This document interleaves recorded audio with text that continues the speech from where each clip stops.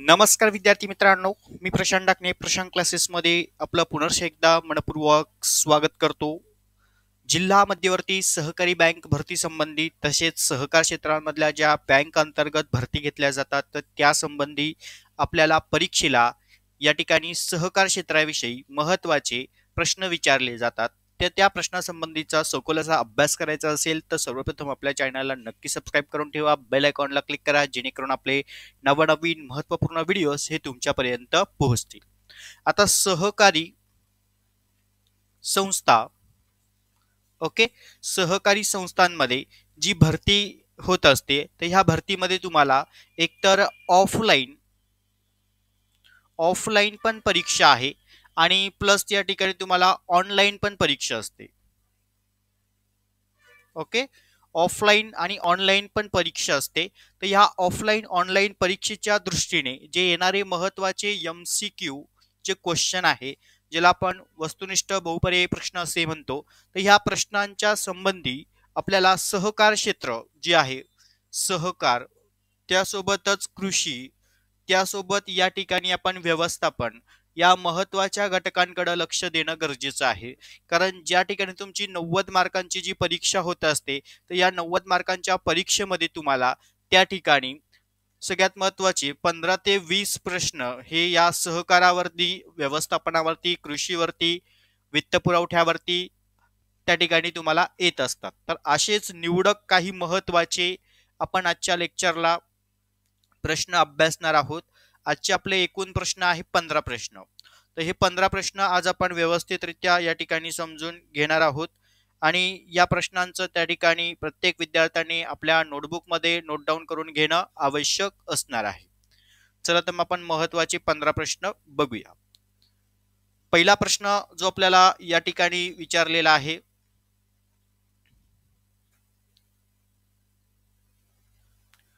पहिला प्रश्न जो आपल्याला या ठिकाणी आहे, भारतातील सर्वप्रथम, बघा, भारतामध्ये सर्वप्रथम डॅश डॅश राज्यात सहकारी जिनिंग सुरू झालं. ओके, जिनिंग सुरू झालं. तर हे जे याचं उत्तर आहे पहिल्याचं, म्हैसूर येथे सुरू झालं. ओके, हे पहिल्याचं उत्तर आहे. चला, प्रत्येकाने व्यवस्थित लिहून घ्या. जिनिंग म्हणजे या ठिकाणी सहकारची जी प्रक्रिया असणार आहे या ठिकाणी कापूस उत्पादकासंबंधीची, ती या ठिकाणी म्हटलेलं आहे की भारतात सर्वप्रथम म्हणजे भारतामध्ये सर्वप्रथम डॅश डॅश राज्यामध्ये सहकारी जिनिंग त्या ठिकाणी सुरू झाली तर म्हैसूर येथे. त्यानंतर पुढे म्हटलं आहे भारतात डॅश डॅश मध्ये, भारतामध्ये डॅश डॅश मध्ये सहकारी क्षेत्रात पहिली सूतगिरणी सुरू झाली. ओके, तर पहिली सूतगिरणी कधी सुरू झाली असा प्रश्न यांनी विचारलेला आहे. तर भारतामध्ये सन 1951 मध्ये पहिली सहकार क्षेत्रातील पहिली सूतगिरणी या ठिकाणी सुरू झाली. चला, हे दोन प्रश्न व्यवस्थित समजले. तिसरा प्रश्न आहे सहकारी प्रक्रिया संस्था स्थापनेचा, सहकारी प्रक्रिया संस्था स्थापनेचा महत्वाचा उद्देश काय असतो. तर त्याच्या आधी पहिलं हे समजून घ्या की प्रक्रिया संस्था म्हणजे नक्की काय असतं.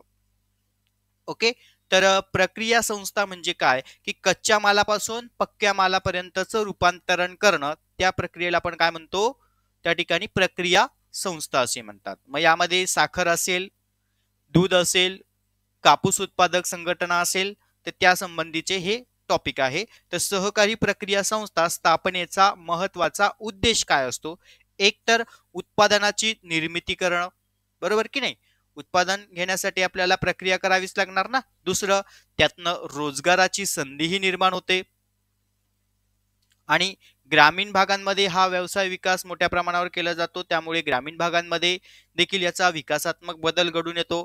मग आता इथे तीनही पर्याय योग्य आहे म्हणून आपल्याला चौथा पर्याय दिलेला आहे वरीलपैकी सर्व.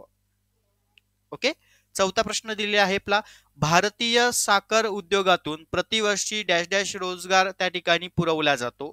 तर या ठिकाणी जो भारतीय साखर उद्योग आहे तर या साखर उद्योगातील त्या ठिकाणी जो रोजगार आहे तो रोजगार या ठिकाणी पुरवला जातो. तर त्या संबंधीचं जे उत्तर आहे या ठिकाणी 7.5%. ओके, चला, हे चार प्रश्न व्यवस्थित कळाले. पुढचे पाचवा प्रश्न, भारतात पहिला सहकारी साखर कारखाना टिंबटिंब मध्ये स्थापन झाला. तर भारतामध्ये पहिला सहकारी साखर कारखाना हा या ठिकाणी 1784 मध्ये स्थापन झाला. ओके, चलो इथपर्यंत हे 5 क्वेश्चन व्यवस्थित क्लिअर झाले. पुढचे 10 क्वेश्चन बघूया आपण आता.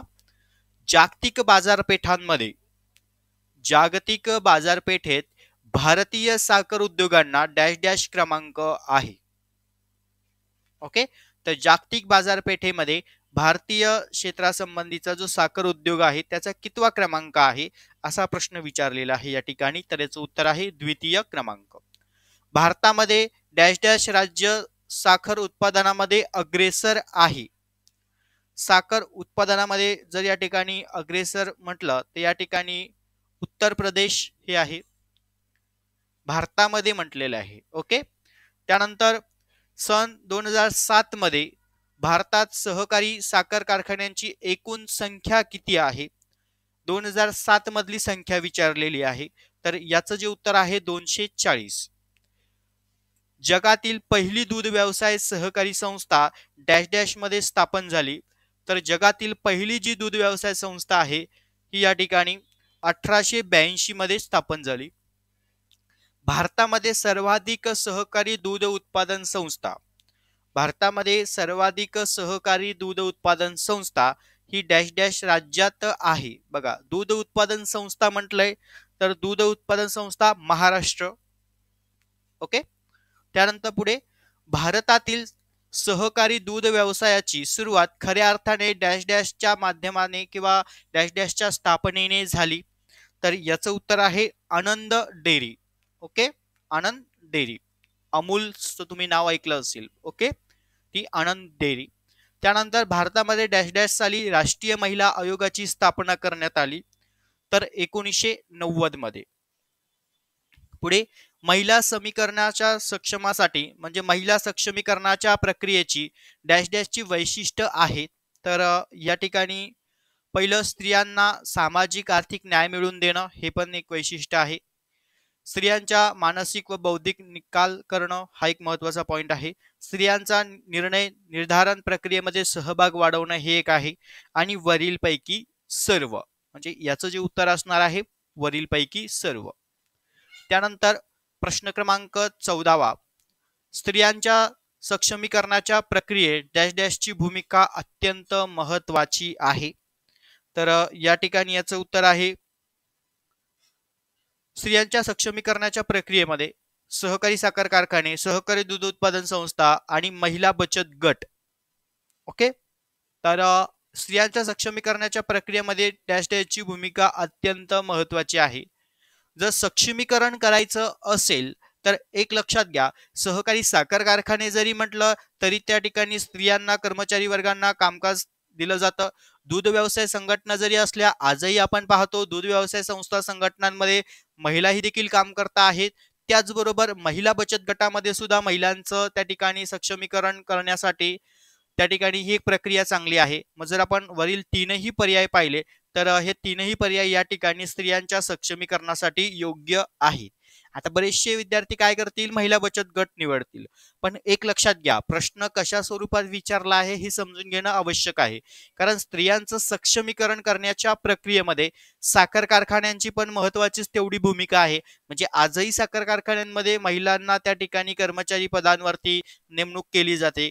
त्याचबरोबर दूध व्यवसाय संस्थांमध्ये पण नेमणूक केली जाते आणि महिला बचत गट पण असतात. त्याच्यामुळे वरीलपैकी सर्व हे या प्रश्नाचं उत्तर असणार आहे. ओके, चलो शेवटचा प्रश्न जो आहे आपला, आधुनिक काळात मानवाच्या गरजांची पूर्तता करण्यासाठी कुटुंबात डॅश डॅश वाढवणे आवश्यक आहे.